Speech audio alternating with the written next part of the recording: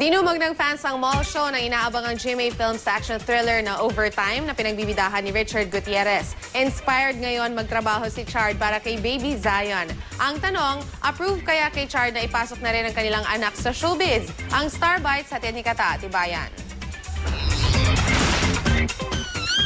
Sleepless nights pero worth it. Kung ilarawan ni Richard Gutierrez ang pag-aalaga kay Baby Zion, masarap daw palang maging daddy. Madalas sinasabi sa'yo, pag nagkaanak ka na, pag uwi mo ng bahay, matatanggal lahat ng pagod mo.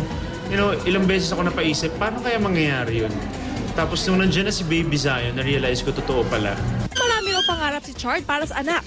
At kung siya lang daw ang masusunod, ayaw muna niyang ipasok sa mundo ng showbiz ang anak. Isa sa mga goals ko sa kanya talaga is to finish school first. And then after that, he can do whatever he wants. Balak na nga ba nilang sundan si Baby Zion? Marami nga ang nagre-request na magparami daw kami ni Sarah. Na, teka lang, isa-isa lang.